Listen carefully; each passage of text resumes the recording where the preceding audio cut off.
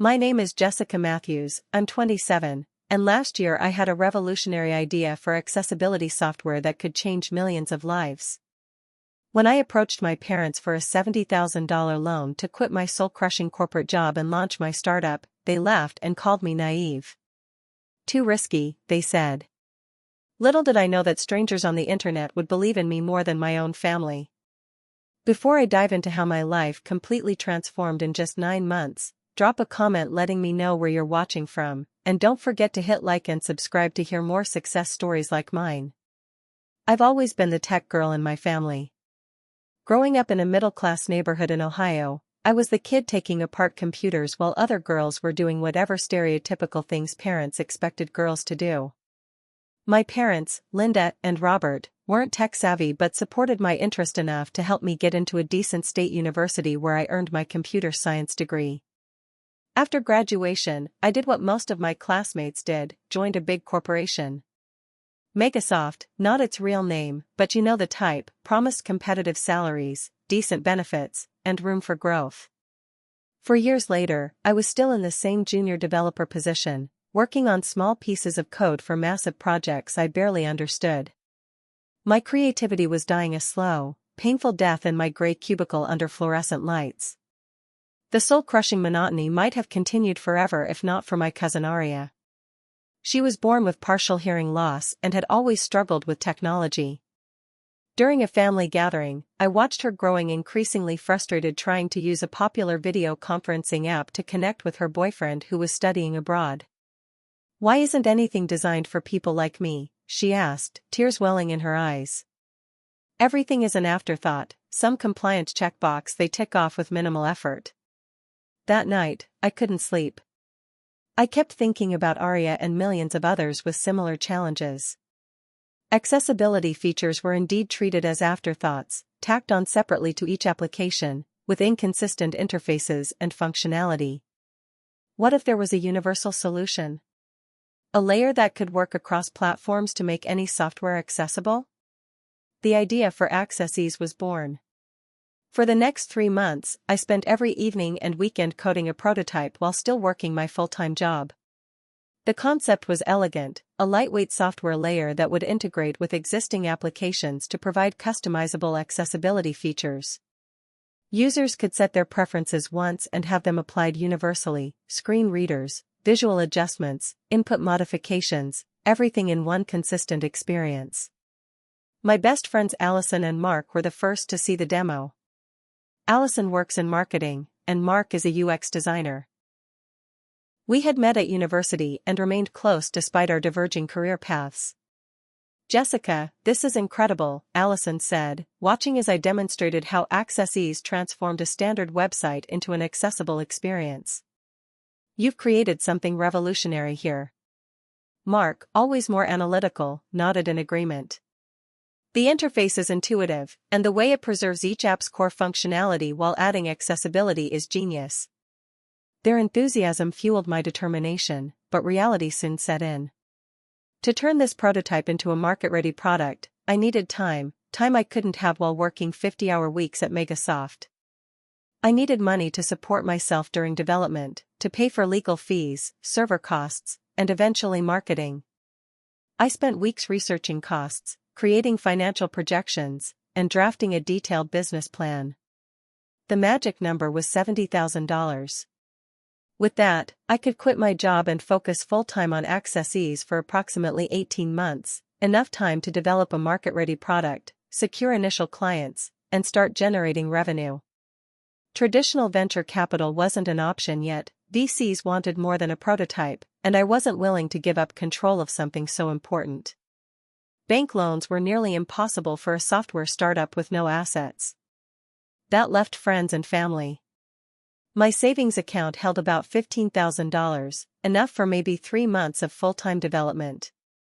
Allison and Mark each offered $2,500, which was incredibly generous but still far short of what I needed. "What about your parents?" Allison suggested one evening as we reviewed my finances over takeout in my apartment. "Your dad's been at the same company for decades. They must have some savings they could invest." I hesitated. My parents had always been conservative with money, prioritizing stability above all else. But they had also always supported my education and career goals. Surely they would see the potential in Access Ease, especially since it could help people like Arya. With my business plan refined and my prototype functioning, I felt confident. I scheduled dinner at my parents' house, prepared a presentation, and practiced my pitch until I could deliver it in my sleep. This was more than a business opportunity, it was my chance to create something meaningful, to help millions of people. How could they say no? My parents live in the same suburban home they purchased when I was 5, a modest 4-bedroom with a well-maintained lawn and flowers my mother plants each spring. Walking up the familiar concrete path, portfolio tucked under my arm and laptop in my bag, I felt a mixture of nervousness and excitement. These were the people who had supported me through every academic achievement, attended every science fair. Surely they would support this too. Mom had prepared my favorite meal, her signature roast chicken with rosemary potatoes. The familiar smells filled the dining room as I helped set the table, making small talk about neighborhood gossip and Dad's golf game. "So, what's this big presentation you mentioned?" Dad asked as we sat down to eat. He adjusted his glasses and filled his water glass. "Something about work?" "Actually," I said, taking a deep breath, "it's about a new opportunity. A business I want to start." Mom looked up from serving the vegetables. "A business? What kind of business?" This was my opening. After dinner, I connected my laptop to their TV and launched into my presentation. I explained about accessibility challenges, demonstrated my prototype with real-world applications, and walked them through my business plan. I showed market research indicating the potential size of the accessibility technology market, over $50 billion globally and growing. I outlined my 18-month roadmap and explained how $70,000 would give me the runway needed to make Access Ease a reality. When I finished, I was breathless with excitement. The presentation had gone perfectly, better than any practice run. I turned to my parents, expecting to see the same enthusiasm I'd seen from Allison and Mark. Instead, I saw concern. My father removed his glasses and pinched the bridge of his nose, a gesture I recognized from childhood whenever he was displeased. "Jessica," he said slowly, "you want to quit your stable job at a Fortune 500 company to make an app." The way he said app made it sound like a child's toy. "It's not just an app, Dad. It's a software platform that could help millions of people like Arya. And you need $70,000 for this?" My mother's voice had that worried tone she used when discussing risky investments or neighborhood break-ins. "Yes, to cover living expenses and development costs until I can bring it to market." My father leaned forward, clasping his hands on the table. "Jessica, do you know how hard we worked to help you get that position at Megasoft? Do you understand the security you're giving up?" "But Dad, I'm not happy there. I'm not making anything meaningful." "Happiness doesn't pay the bills," he interrupted. "Your generation is always talking about fulfillment and changing the world. We worried about putting food on the table and keeping the lights on."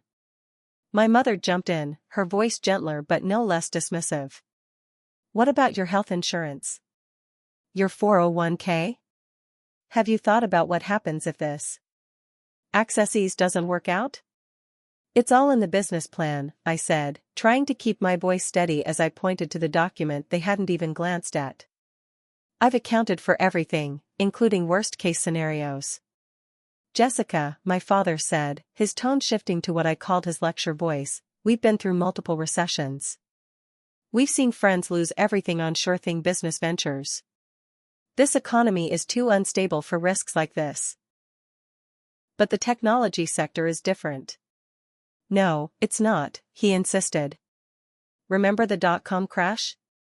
The housing bubble? There are no guarantees in business, especially for inexperienced entrepreneurs." The conversation devolved from there. Every point in my carefully prepared presentation was dismissed with anecdotes about failed businesses or warnings about economic uncertainty. When I mentioned that Allison and Mark had already invested, my mother scoffed. "What do they know about business? Allison works in marketing, and Mark Designs websites. Neither of them has built a successful company. After an hour of circular arguments, my father sighed heavily and made what he clearly considered a generous offer. We can give you $5,000 to develop this as a side project while keeping your job. That's the responsible approach. 5,000. Not even 1/10 of what I needed, offered with conditions that would make success nearly impossible. I felt a lump forming in my throat but refused to cry in front of him. That won't work, I said quietly. Development needs my full attention to succeed within the timeframe I've planned. Then I'm sorry, but we can't help you, my father said with finality. We're not going to fund you to throw away a perfectly good career on a pipe dream. My mother reached across the table to pat my hand. Honey, we're just trying to protect you.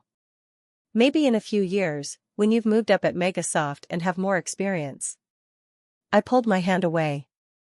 By then, someone else will have developed this. The opportunity will be gone. The drive home that night was a blur. Rain had started to fall, matching my mood as I replayed their words in my head. Too risky. Pipe dream. Irresponsible. Had I been naive? Was I throwing away a good career for something that would never succeed? For the first time since conceiving Access Ease, doubt crept in. Maybe they were right. Maybe I should just be grateful for my stable, if uninspiring, job. When I got home, I called Allison. They said no, I told her, finally letting the tears flow. They basically told me I was being childish and irresponsible. Allison listened as I recounted the entire painful dinner. When I finished, she was quiet for a moment. You know, she finally said, there are other communities that might understand your vision better than your parents. Have you ever thought about sharing your idea online? There are forums full of entrepreneurs and tech enthusiasts who might see what your parents can't. Like where? I asked, wiping away tears. Reddit has some great communities for startups and technology. People there understand the modern business landscape better than our parents' generation. I thanked her for the suggestion, but inside I felt skeptical. Strangers on the internet would care about my accessibility software when my own parents didn't? It seemed unlikely. Still, I was out of options and desperate for support, any support. That night, I created a Reddit account, u/techaccessforall. I had browsed Reddit occasionally but never created an account or engaged with the community. That night, with my parents' rejection still fresh, I found myself staring at the new account page, wondering if I was wasting my time. Would anonymous internet users really care about my struggle or my vision for accessible technology? After some research, I found r/entrepreneurs, a subreddit with over 500,000 members. Taking a deep breath, I typed out my story, the inspiration behind Access Ease, my parents' rejection, and my uncertainty about next steps. I included a link to a basic landing page I had created showcasing the prototype demo. I hit post at 1:47 a.m. and went to bed, expecting nothing. The next morning, I woke to 15 notifications. My post had received a modest 47 upvotes and a dozen comments, mostly supportive messages and questions about my technology. Small, but encouraging. One comment stood out. This has potential, but you're in the wrong subreddit. Post this in r/tech startups with more details about your prototype and business model. The community there will give you better feedback for this specific type of product. U/venture veteran. Following this advice, I created a more detailed post for r/tech startups, including technical specifications, market analysis, and a direct link to a video demo. This time, I spent hours crafting the perfect post, explaining both the technology and its potential impact on users with disabilities. I posted it during my lunch break at Megasoft, then tried to focus on work for the rest of the day. By evening, something incredible was happening. The post was going viral within the subreddit. Upvotes climbed past 1,000, then 5,000, eventually reaching over 15,000, making it one of the top posts of the month. Comments flooded in. As someone with partial vision loss, I would pay for this right now. When can I beta test? U/partial vision. I work in accessibility compliance for a major retail chain. We would implement this across our digital properties if it delivers what you're showing. DM me. You/retail tech head. The universal approach is brilliant. Current solutions are fragmented and inconsistent. This solves a real problem. You/accessibility expert. Most surprising were the direct messages, dozens of them. People with disabilities sharing their frustrations with current technology. Developers offering to help code specific features. Even a few angel investors requesting more information. One message particularly stood out. Your demo blew me away. I have a sister with cerebral palsy who struggles with standard interfaces. Have you considered creating a detailed pitch video to share more widely? I think your story and product would resonate with many communities beyond just Reddit. You/invest in change. That weekend, Allison came over with her camera equipment. As a marketing professional, she had experience creating promotional videos. Mark joined us, contributing his design expertise to make the visuals more compelling. We spent 2 full days filming, demonstrating the technology, explaining my vision, and telling the story of Access-E's inception. The result was a polished 5-minute video that captured both the technical capabilities and the human impact of Access-E's. Allison helped me craft a comprehensive pitch deck to accompany it, incorporating feedback from Reddit users who worked in venture capital or had founded successful startups. The Reddit community had become more than just a source of encouragement, they were actively helping shape and improve both my product and pitch. Users with technical expertise pointed out potential challenges I hadn't considered. People with various disabilities suggested features that would make Access-E's more universal. A small but passionate group began to form around the project. We created a Discord server where about 30 dedicated supporters, developers, accessibility experts, and potential users gathered to discuss development priorities and marketing strategies. For the first time since conceiving Access-E's, I felt I wasn't alone. My parents' rejection still hurt, but it was offset by the validation and support of hundreds of strangers who understood my vision in ways my family couldn't. You know what you should do next, said You/startup successor in the Discord chat. Crowdfunding. With the community you're building and the pitch video you've created, you could definitely raise $70,000. The idea had crossed my mind, but I had hesitated, worried about failing publicly.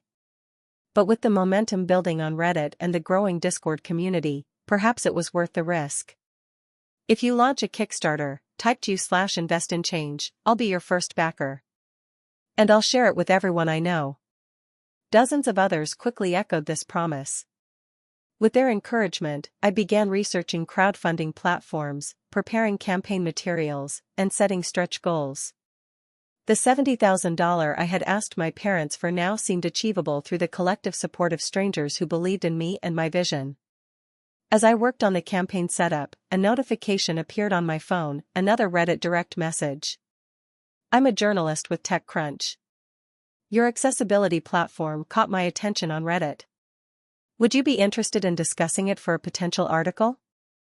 The timing would coincide with your crowdfunding launch if you're planning one. You/TechWriter 426. I stared at the message in disbelief.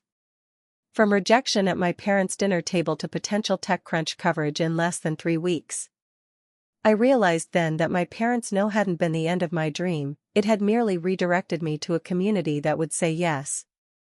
With guidance from my growing Reddit support network, I launched a Kickstarter campaign with a goal of $70,000.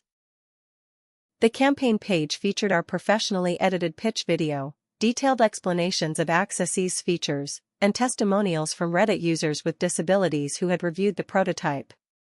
The morning of the launch, I sat nervously at my kitchen table, watching the campaign page load on my laptop screen.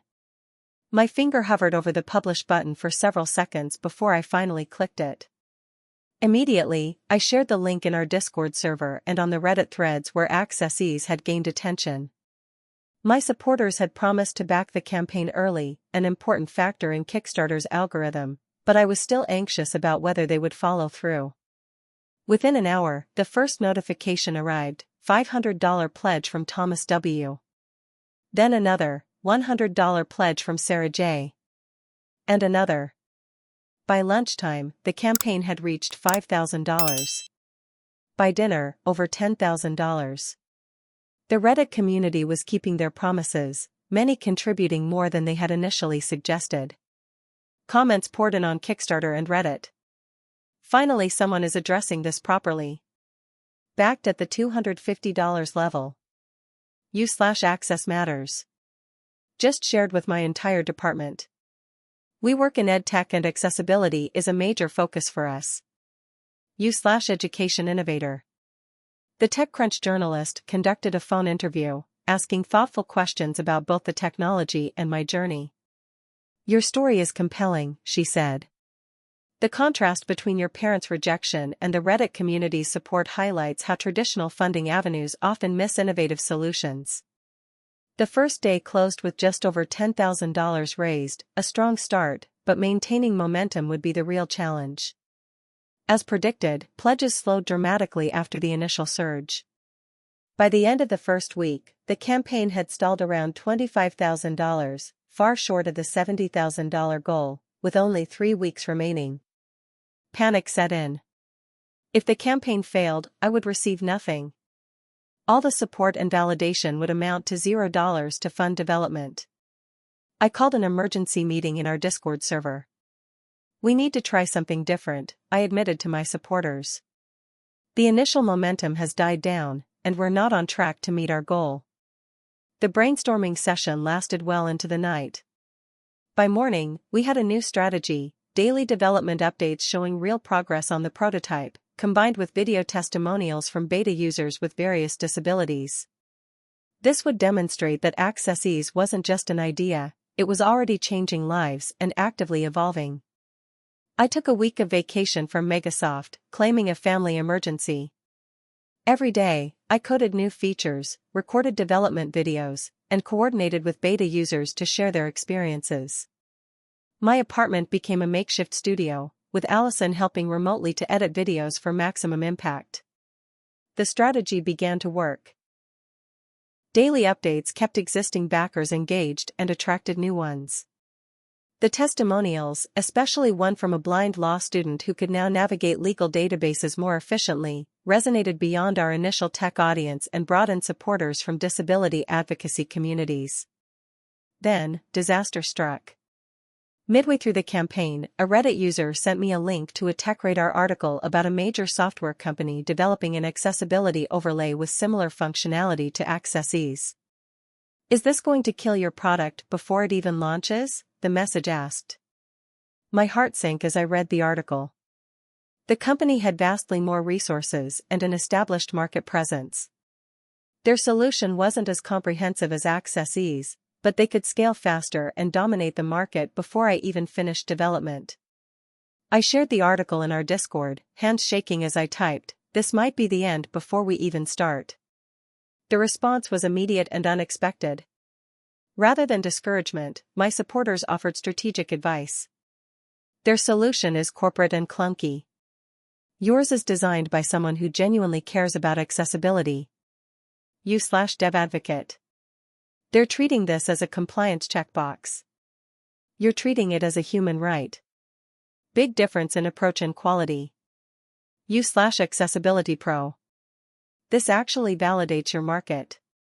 Use this in your updates. The big players are recognizing the need, but you're offering a more elegant, user-focused solution. You/marketing maven. That night, we held another strategy session. By morning, I had completely reframed our campaign messaging, Access Ease, the user-focused alternative to corporate accessibility solutions. I recorded a video directly addressing the competition, highlighting our advantages, customizability, universal application, and development guided by actual users with disabilities rather than compliance departments. The campaign gained new momentum.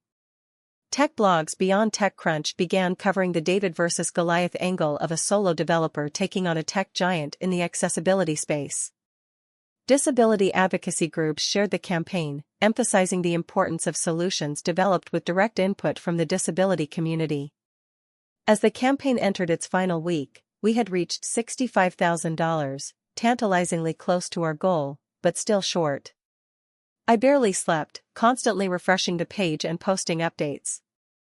The Discord server became a 24/7 strategy room, with supporters organizing social media pushes and reaching out to their networks. With just 3 days remaining, a post appeared on r/techstartups. Accessees is at $65,000 of their $70,000 goal with 3 days left. This is the kind of innovation we should be supporting. Let's get them over the finish line, Reddit. U/venture veteran.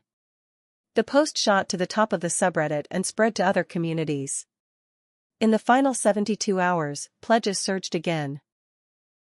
We not only reached the $70,000 goal but exceeded it, closing the campaign at $78,246 from 1,243 backers.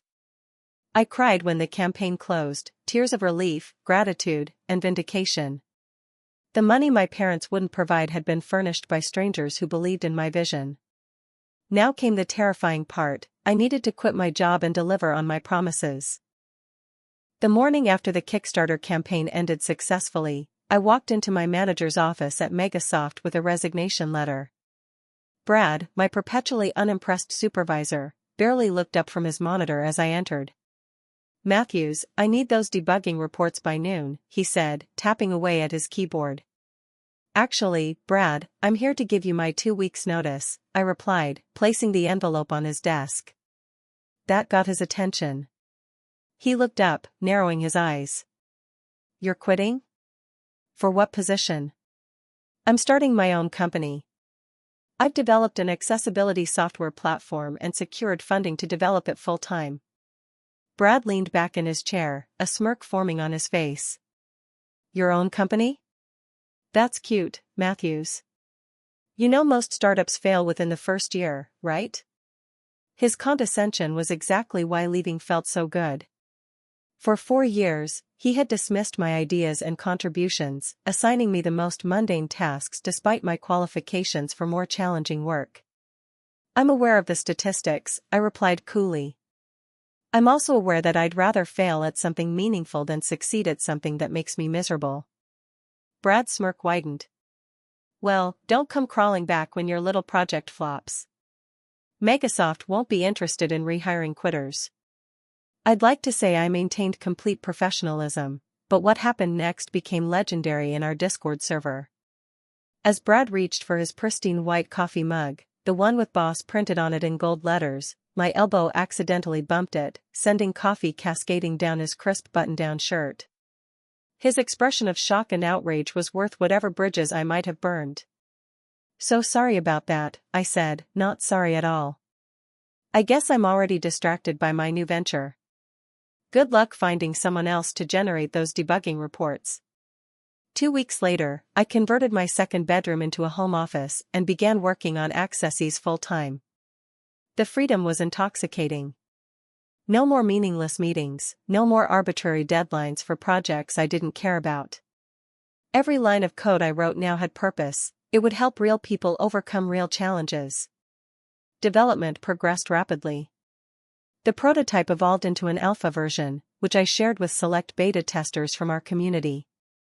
Their feedback was invaluable, identifying edge cases I hadn't considered and suggesting interface improvements that made the software more intuitive. Word began to spread beyond Reddit. Local businesses in the tech sector reached out, interested in implementing Accessees for their own accessibility compliance. A regional bank asked for a demonstration, impressed by how the software could make their online banking services more accessible to elderly customers and those with disabilities. One evening, as I was celebrating a particularly successful week of development with Allison and Mark, my phone rang. The screen displayed Mom calling, unusual, as we'd barely spoken since the painful dinner where my parents rejected my funding request. "Hello?" I answered cautiously. "Jessica, honey," my mother's voice sounded unusually cheerful. "Dad and I were hoping you could come over for dinner this weekend. We want to discuss something important with you." I agreed reluctantly, curious but wary. That Saturday, I drove to their house, wondering what this sudden invitation could mean. Had someone fallen ill? Were they selling the house? When I arrived, I found them both in uncharacteristically good spirits. Mom had prepared another elaborate meal, and Dad had opened an expensive bottle of wine, something usually reserved for special occasions. "Jessica," my father began once we were seated at the dinner table, "your mother and I owe you an apology." I nearly choked on my wine. In 27 years, I had rarely heard my father apologize for anything. "We've been following your progress online," my mother continued. "The Kickstarter campaign, the Reddit community, the interviews with tech publications. We had no idea your project had such potential." "You've been following me online?" I asked, stunned. My parents barely used social media, and I'd never mentioned the Reddit communities or even the campaign to them. Dad nodded. "After you left that night, I got curious. I looked up accessibility software and found your posts on Reddit. I've been reading everything about Access since then. I have to admit, it's impressive what you've accomplished." "What we're trying to say," Mom interjected, "is that we were wrong to dismiss your idea. And we want to make it right." My father cleared his throat. "We'd like to invest in your company, Jessica. $50,000. No strings attached." The offer left me speechless. 2 months ago, they wouldn't even consider $70,000 for a risky pipe dream. Now they were volunteering $50,000 without my asking? "We've discussed it thoroughly," Mom added, "and we believe in what you're doing. We'd like to be part of it, if you'll still have our support." Pride and vindication washed over me. Their acknowledgement of my vision's validity meant more than I wanted to admit.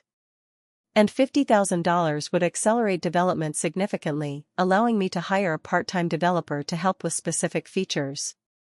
"That's generous," I managed. "Thank you. I'd be happy to have your investment." My father raised his glass. "To Access, then. And to our daughter, the entrepreneur." The toast felt surreal, a complete reversal from their previous position. As we discussed details after dinner, they asked to join my advisory board, offering their business connections and experience. Still riding the high of their approval, I agreed. With the additional funding, development accelerated dramatically. I hired Ryan, a talented developer from our Discord who specialized in cross-platform compatibility, to work part-time.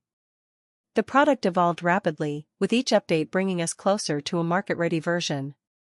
Pre-orders began coming in from businesses that had been following our progress, mostly smaller companies at first, but their interest validated our business model. A launch date was set for 3 months out, with marketing materials in development and a pricing structure finalized. Then, during a weekly advisory call that included my parents, everything changed.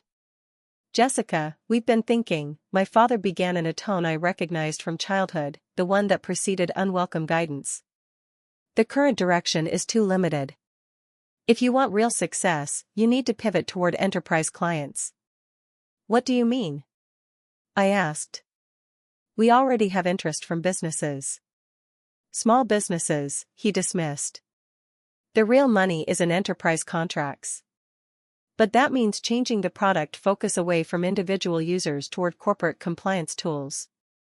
I frowned. "That would undermine our entire philosophy. Access is about empowering users, not checking corporate compliance boxes." "Jessica," my mother joined in, "business is about profit, not philosophy.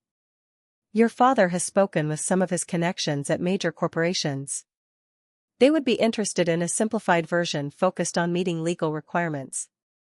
What they were suggesting would get Access of everything that made it special. It would become exactly what I had criticized in existing solutions, a superficial overlay designed to satisfy legal departments rather than actually help users." "Absolutely not," I said firmly. "That contradicts our entire mission." My father's expression hardened. "We've invested $50,000 in this company. That gives us a say in its direction."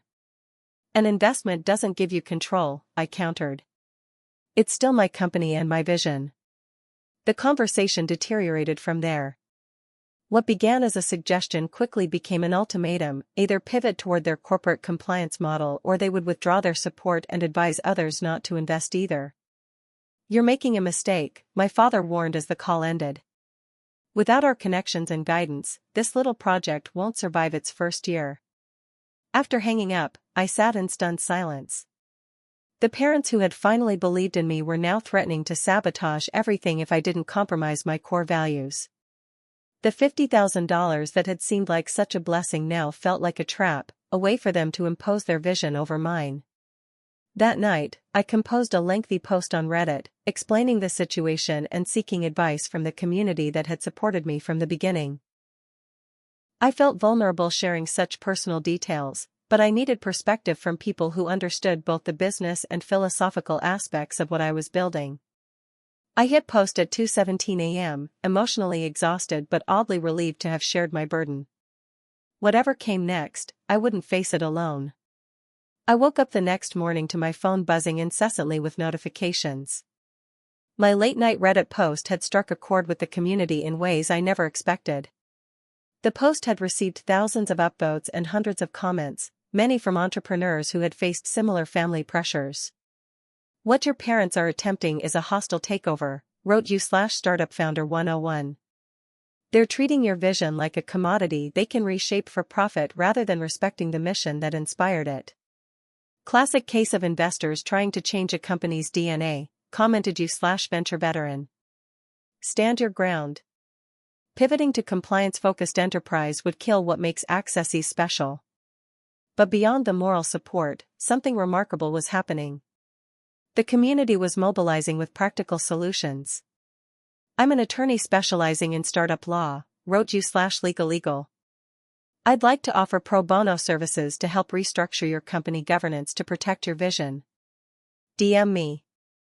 Another user, you/tech talent, posted, "I have connections with several angel investors who specifically fund accessibility-focused startups. They care about impact as much as returns. Let me make introductions."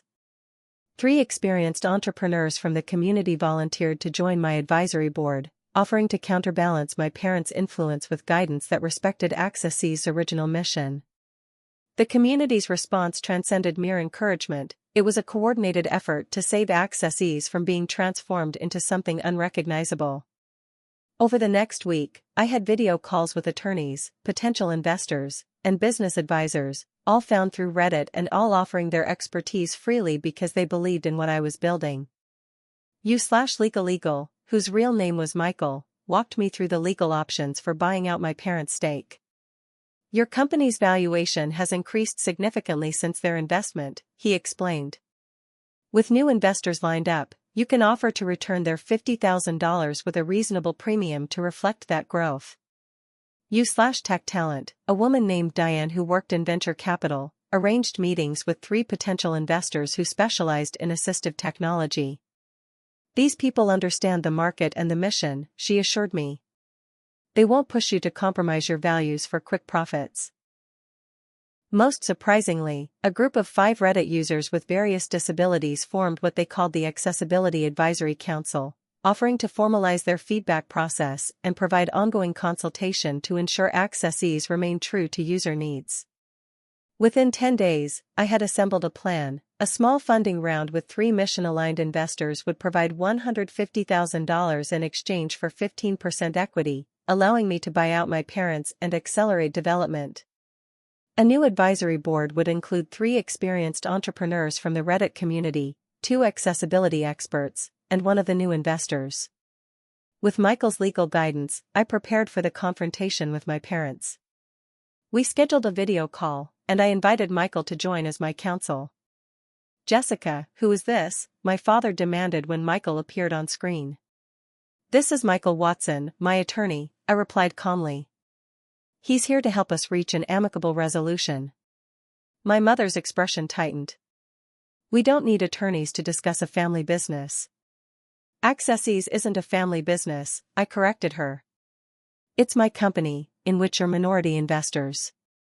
And given your recent threats to withdraw support and discourage other investors, legal representation seems prudent." Michael then took over, explaining the buyout offer. $65,000 for their $50,000 investment, a 30% return in just under 2 months. This is absurd, my father sputtered. The company is built on our investment. We deserve a permanent stake and ongoing influence. Mr. Matthews, Michael replied evenly, your investment represents approximately 20% of the company's total funding to date, between Kickstarter and other early investors. The offer of a 30% return is extremely generous given the company's pre-revenue status.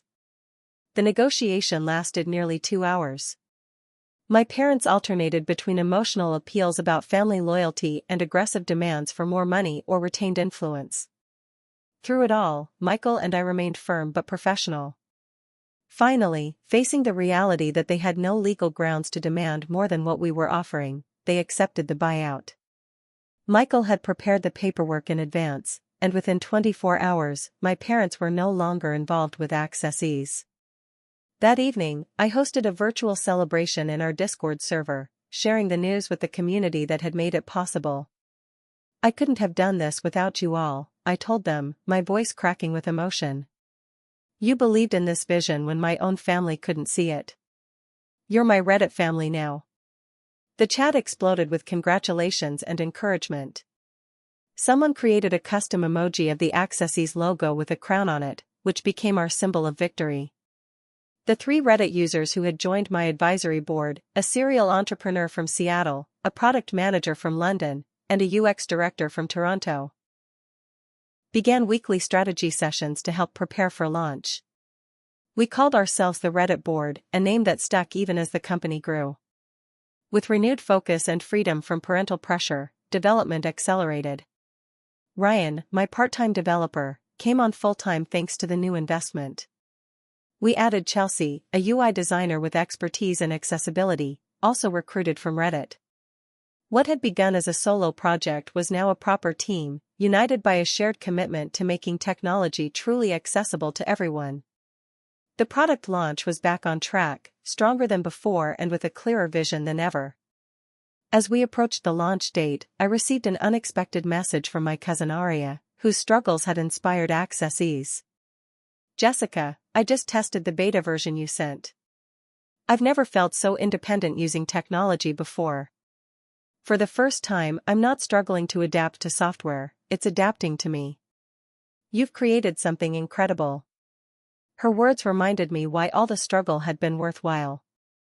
This wasn't just about building a successful business or proving my parents wrong, it was about creating something that made a genuine difference in people's lives.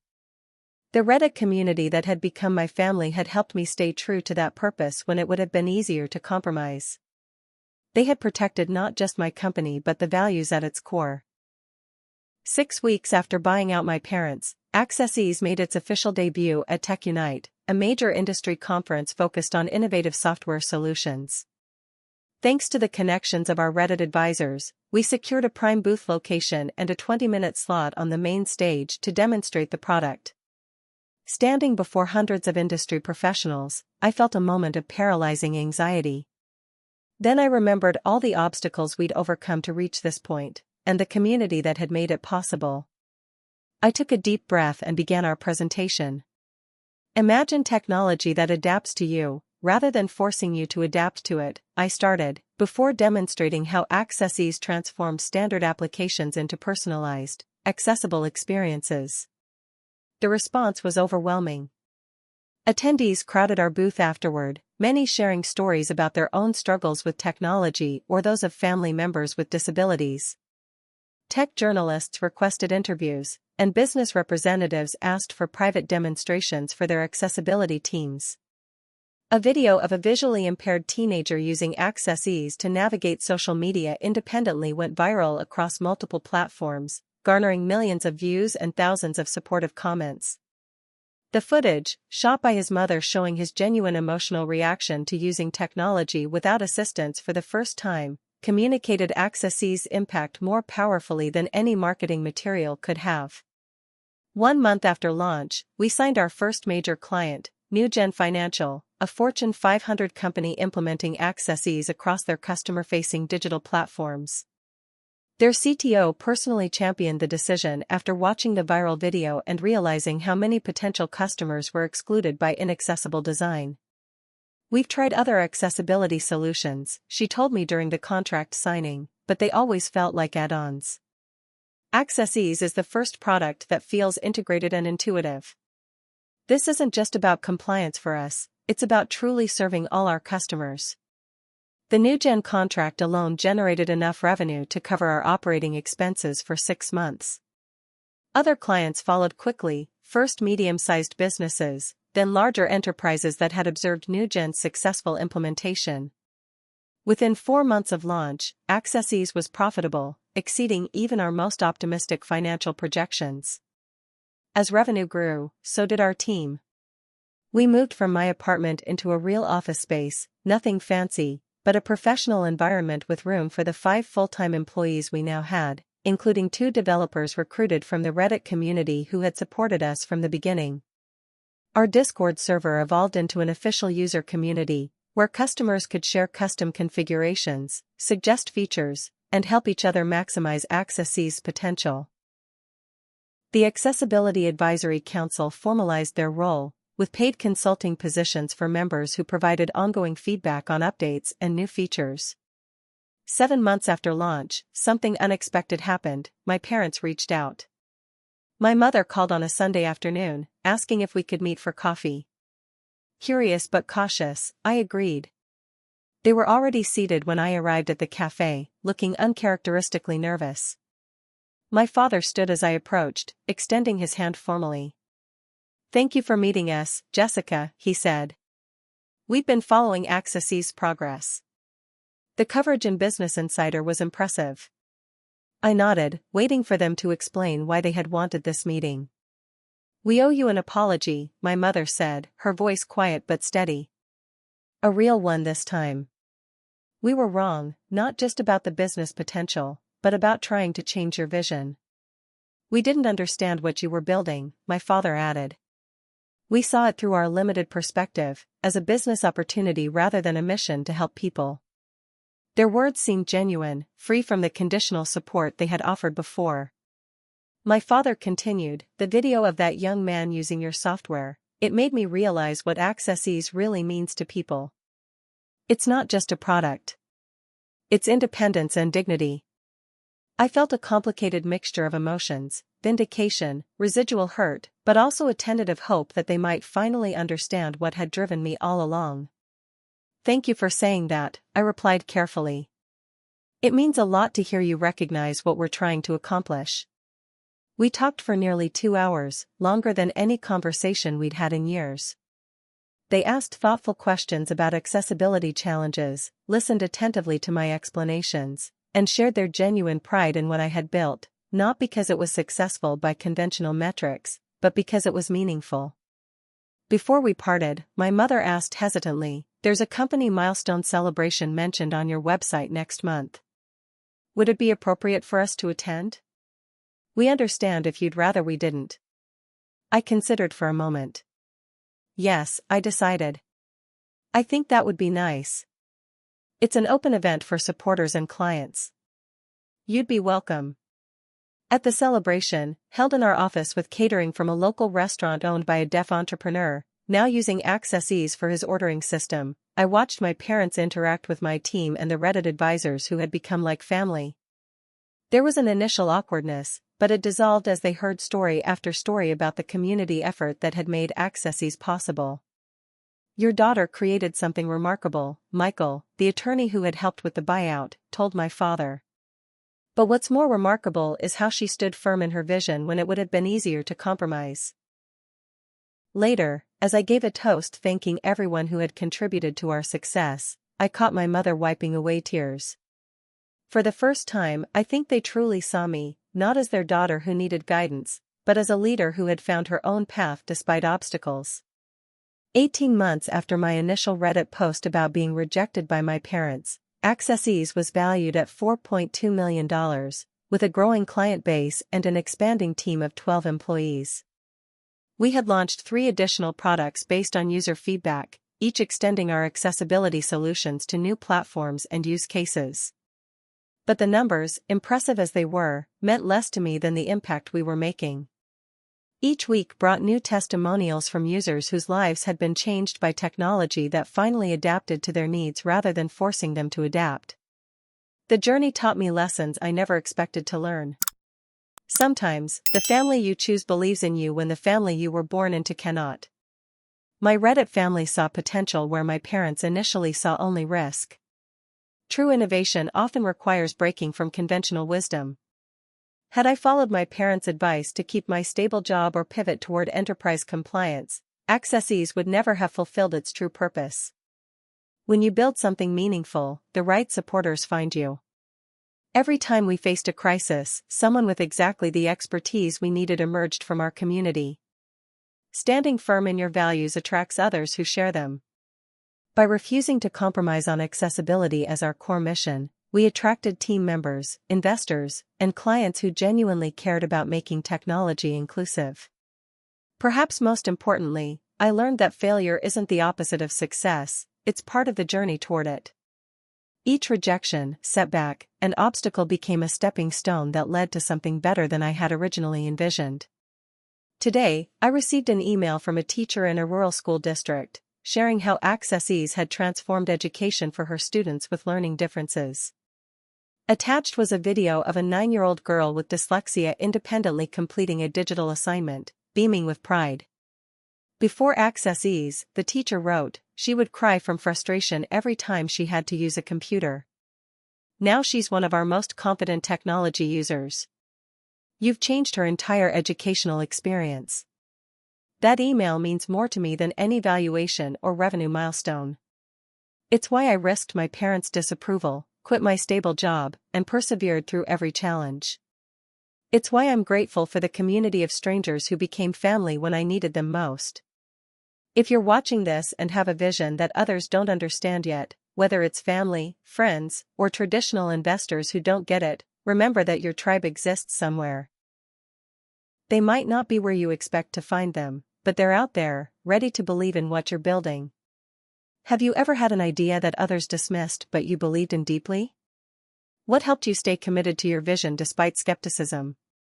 Drop a comment below to share your experience, and don't forget to like, subscribe, and share this video with someone who might need encouragement to pursue their own unconventional dreams.